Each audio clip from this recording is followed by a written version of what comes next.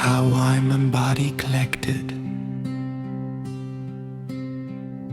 And can they exist apart? Take a moment and notice something happening right now as you listen to these words. Your body is sitting somewhere, perhaps in a chair, perhaps lying down, perhaps walking. At the same time, thoughts are appearing, feelings are appearing, sensations are appearing. Awareness is present, and yet a profound question remains. What is the relationship between the mind and the body? Are they the same thing? Or are they different? Does the mind emerge from the body? Or does the body depend upon the mind? And perhaps the deepest question of all, can the mind exist without the body? For thousands of years, philosophers, scientists, and spiritual traditions have explored this mystery. And even today, there is no universal agreement. Yet Buddhism offers a fascinating perspective. A perspective that neither completely separates mind and body, nor completely reduces one to the other. To begin, let us observe our own experience. Imagine you are feeling anxious. Notice what happens. Your heart beats faster. Your breathing changes. Your muscles tighten. A mental state immediately influences the body. Now imagine the opposite. You have not slept for 2 days. Your body becomes exhausted. Your thoughts become unclear. Your emotions become unstable. Now the body influences the mind. This simple observation reveals something important. Mind and body are deeply connected. Each affects the other. Each depends upon the other. In Buddhism, this relationship is often described as two bundles of reeds leaning against one another. Remove one bundle, and the other falls. The body influences the mind. The mind influences the body. Neither exists in isolation. Yet Buddhism also teaches that they are not exactly the same thing. If mind and body were identical, every physical process would automatically be a conscious experience. But we know this is not the case. A rock is physical form, but it does not appear to possess awareness. A living human being has both physical form and conscious experience. Something additional is taking place. In Buddhist teachings, existence is often described through two complementary aspects. The first is form. Everything physical, everything material, everything that can be seen, touched, measured, and observed.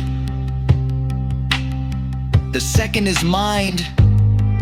the realm of thoughts, feelings, perceptions, intentions, and awareness. Together, they create the experience we call life. Yet both are constantly changing. The body changes from moment to moment. Cells die and are replaced. The mind changes from moment to moment. Thoughts arise and disappear. Emotions come and go. Nothing remains fixed. Nothing remains permanent. This understanding becomes especially important when we ask what happens at death. From a purely material perspective, consciousness is often viewed as a product of the brain. When the brain stops functioning, consciousness ends.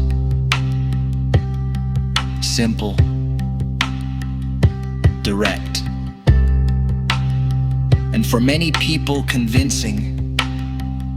Yet there are questions that continue to intrigue researchers. Why does subjective experience exist at all? How does electrical activity become awareness? How does matter become experience? This mystery is sometimes called the hard problem of consciousness. Despite enormous advances in neuroscience, no complete explanation yet exists.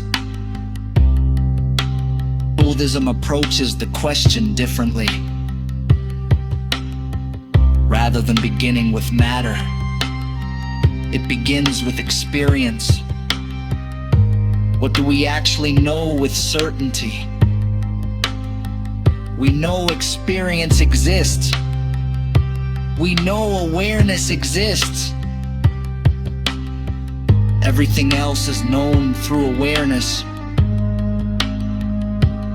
This does not prove that consciousness survives death, but it encourages us to investigate the nature of consciousness more deeply.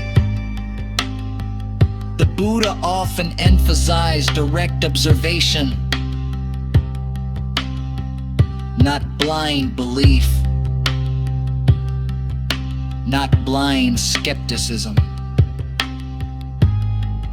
Investigation, awareness. Experience.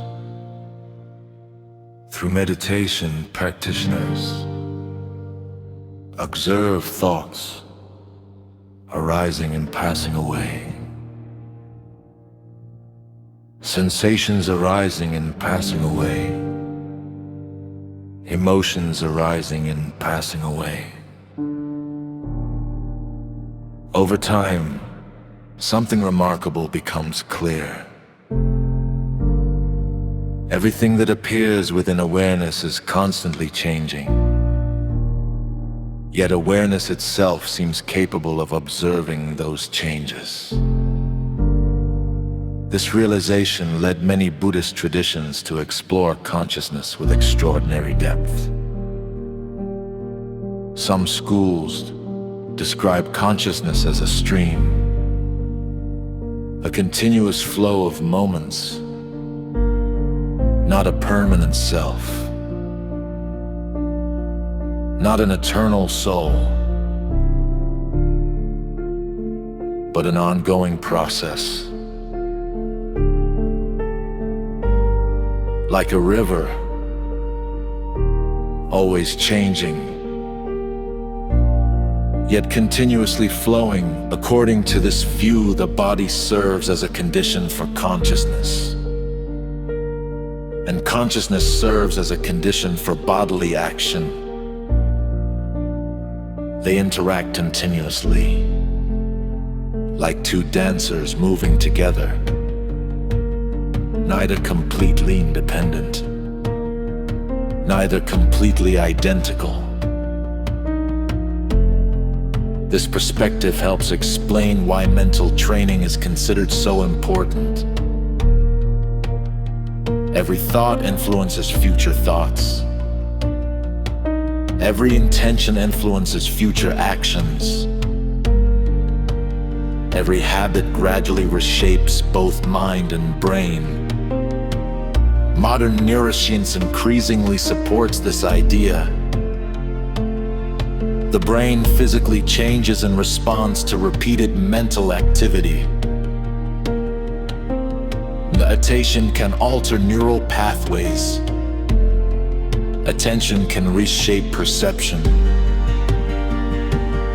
Mental habits can influence physical health. Ancient traditions and modern science meet on common ground here. The mind affects the body. The body affects the mind. Both participate in an ongoing process of transformation. But what about death?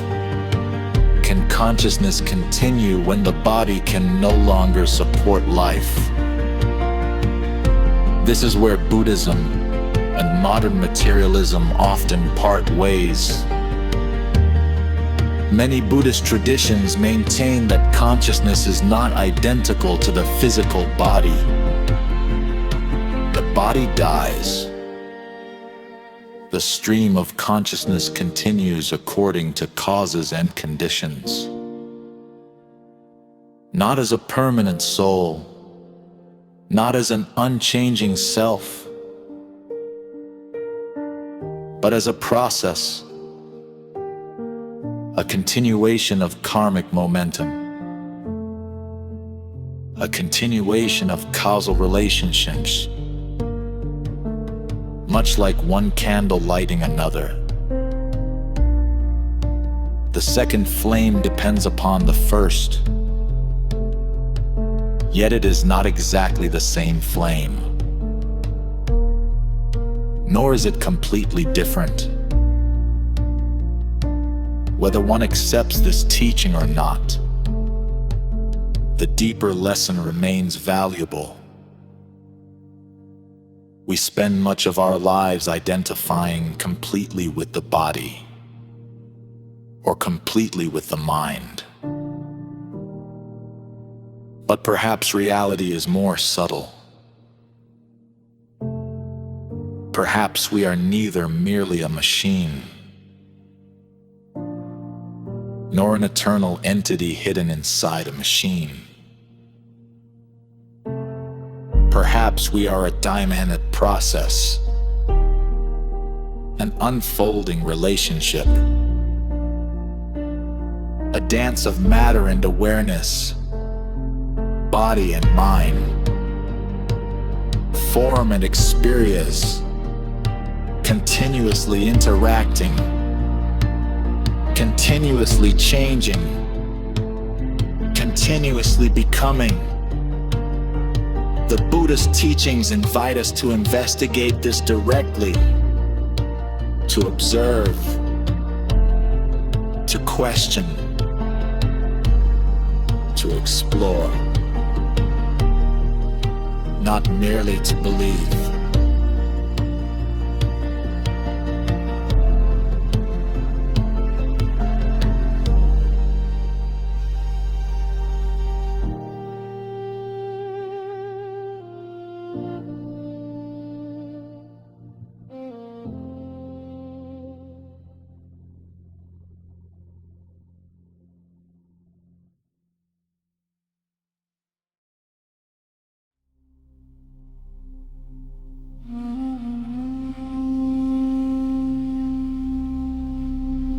Because ultimately,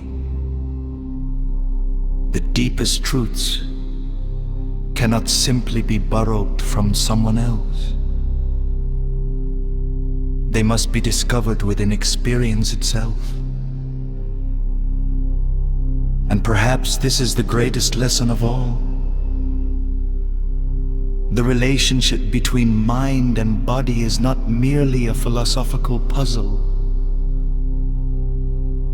It is something we encounter every day.